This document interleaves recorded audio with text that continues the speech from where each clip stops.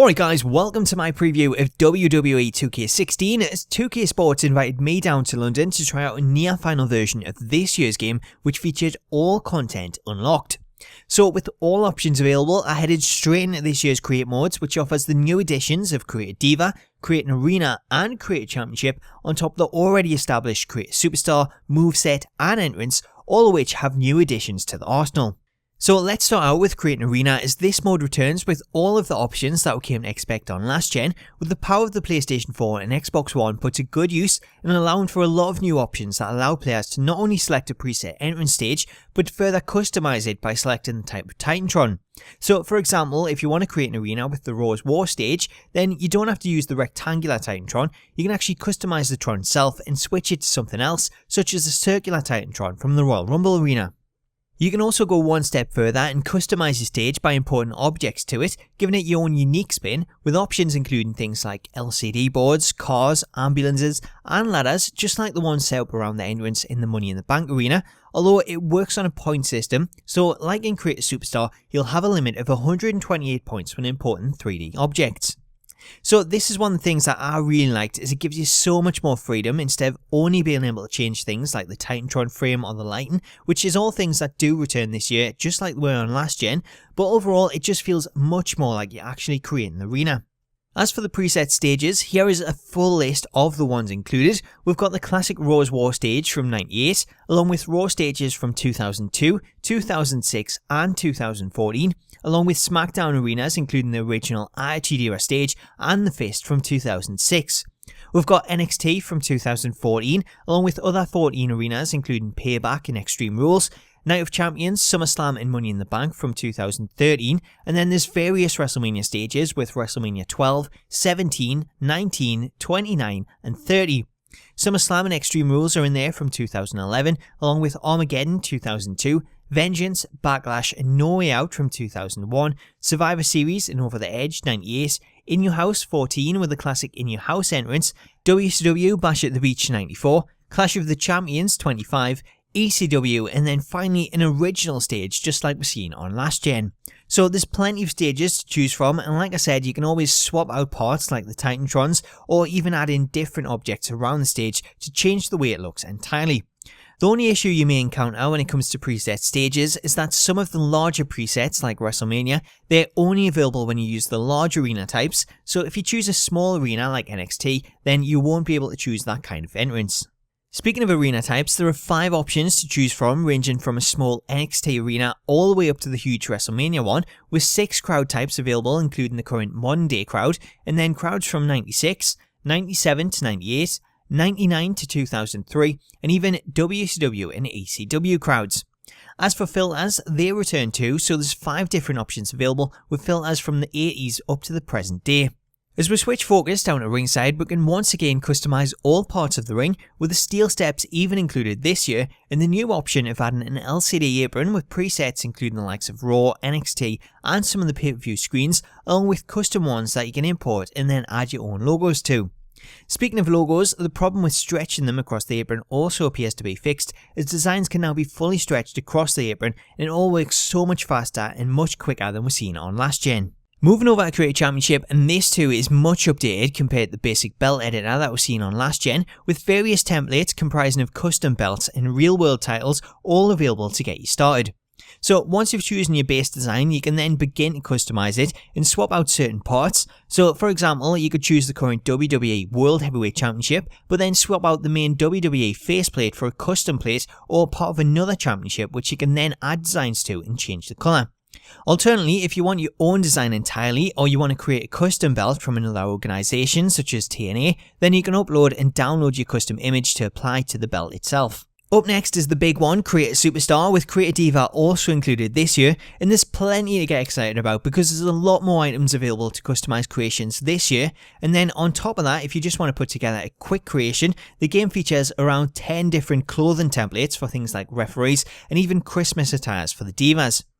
The biggest change comes with the way that face textures are used this year, as last year it was really hard to have textures fit properly, but this year all elements of the face can be mapped out individually by selecting the movable icons for the eyebrows, the eyes, the nose and the mouth, so once you've moved them into place, there's options there to make them bigger or smaller, as well as further customizing things like the shape of the eyes or the eyebrows by moving selectable points on each icon into position that allow you to create the perfect shape. Once you've completed this for the front of the face, you can then do the same for the side of the face, which again, it gives you more options and allows for your texture to fit the face properly. If you then want to customize the face morphing, you can change the morphing for each individual part of the face. However, this is done using the same method as last year instead of the morphing sliders that were seen on last gen. So as disappointing as that sounds for creators, it's not as bad as you think because there's a lot more face parts editable this year and it allows you to shape things like the head, the forehead, so all things like that are much better this year. There's so many more options and it means that creations aren't going to end up looking exactly the same in terms of morphing. Another new addition is the newly added hair dye feature, which can be used for both male and female creations, and it allows players to select a colour and then spray on hair dye to any part of the hair that they choose, with options available to make the spray thinner or thicker, as well as rotating the camera to above the head so you can get the perfect view when applying it. Creators will also be happy to know that you can use multiple colours of hair dye, so if you want to create someone like Jeff Hardy with rainbow hair, you can give him as many colours as you like. The only downside is that the hair dye option is only available with creations, so just like last year, you can't edit the face or the hair on superstars and divas. Moving on to creating an entrance, and this too has been updated to show a list of entrances instead of the visual representations that were seen last year, with some past entrances included for people that are not in this year's game, such as the Great Khali. However, there was no sign of CM Punk's entrance or any of the last gen presets such as Jeff Hardy or Kurt Angle. However, there are a few preset movesets available in Create a Moveset that do include Angle.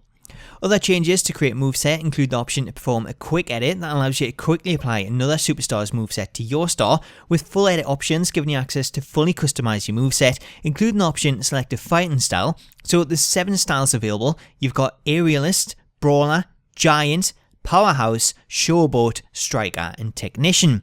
Also new in Create a Moveset is the ability to edit a superstar's personality traits, which is something that we'll be building for our own character in MyCareer, with sliders available that allow a player to either be prideful or egotistical, respectful or disrespectful, persevere or desperate, loyal or treacherous, bold or cowardly, and disciplined or aggressive. So each member of the roster has their own personality in this way, and that should mean that we'll see them acting how they do on TV when it comes to storylines when we see things in MyCareer. Speaking of MyCareer mode, the mode feels so much better this year, with your chosen superstar starting out signed to NXT, but still needing to prove themselves in the Performance Center before being called upon for the debut. So before you can begin to impress in a match, your first task is going to be training, as Jason Alba talks you through some of the basics as you work alongside Enzo Amore doing drills, and those allow you to get used to the chain wrestling system, as well as the new pin and submission system. The chain wrestling system is straightforward, as that works the same as last year with the rock paper scissors style minigame, followed by trying to find the sweet spot as you rotate the control sticks. Then comes the pin system, which is really easy in this training exercise, as you'll have a large zone to stop the bar in. Just don't get caught out by holding the button to fill the bar, as it does automatically fill 3 times, which gives you 3 attempts at kicking out. Don't get too used to that though, because when things get real and you find yourself in a match, the pin system becomes a lot harder, as the kick out zone will get thinner as you take damage, making it harder to stop in the zone, with the zone itself changing places with each attempt.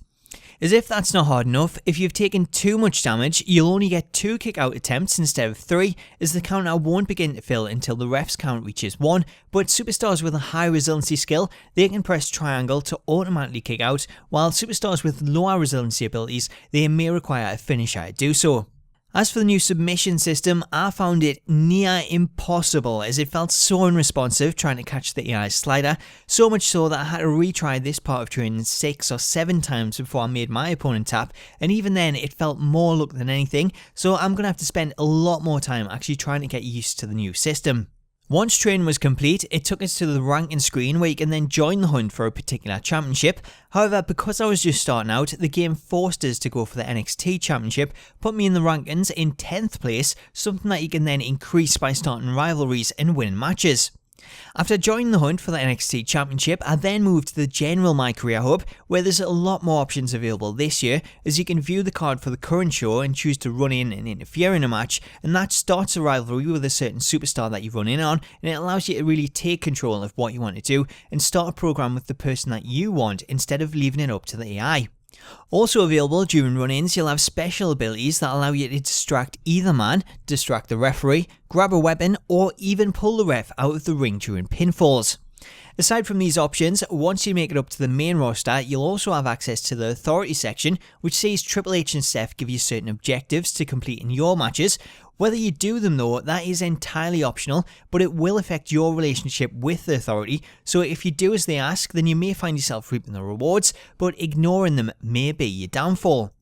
Unfortunately, due to time restraints, I wasn't able to play too much of MyCareer mode aside from the first few training matches, but 2K promised there'll be a lot more going on this time around, with backstage interviews also included and conducted by Renee Young, so we'll be able to give our superstar a little bit of personality too this time around. Switching focus to exhibition and the gameplay in general, I had a lot of fun playing the game, especially with the new breakout feature and just trying to interrupt entrances in certain ways, with things like clothesline Triple H off the apron while he was spraying his water, dropkicking Rollins off the turnbuckle, and just basically trying to cause all kinds of havoc. The only downside was that there's no option for infinite finishers, so as much as I wanted to hit a ton of RKOs out of nowhere on unsuspecting victims, it just wasn't possible, although at performance taunts during some of the opponent's entrances, that did get us quite close to a finisher by the time they got to the ring, so maybe if you select someone with a long entrance, then it might be possible to have a finisher by the time they get to the ring, but we're going to have to wait and see. As for the gameplay, it's slightly faster than 2K15, not by a great deal, but it is much more enjoyable, especially when it came to multiplayer, as you really have to think about what to reverse due to the limited reversal slots, because reversing something like a stomp, it really doesn't give you much of an advantage, as the opponent can usually get another strike in before you get up, so you really have to choose when is best to reverse and when to just sit tight. Overall though, it was really good and I really enjoyed it, especially when I had a triple threat match with Wes and Delzinski, as there were finishers, reversals, double teams, all kinds of things going on, which led to a really awesome match, and honestly I cannot wait to start playing it once the game is released. So that brings us to the end of my preview for the game, but I'll be following up this video with an interview with 2K's brand manager Bryce Young and a Q&A answering some of the questions that people left on the previous video, so make sure to keep an eye out for those, and if you've enjoyed this preview then feel free to drop a like and let me know what you think about it in the comments. Also, if you have any questions about the game then post them below and I'll try and answer what I can. And finally, just to touch on it, for those worrying that I haven't mentioned too much of Universe mode, don't worry, it's still in there, it's just one of the modes that I didn't really get time to play as I only had a few hours, so it was really hard to try and fit everything in. Anyway guys, stay tuned for more WWE 2K16 news in this final push to release, and until next time, I'll catch you later.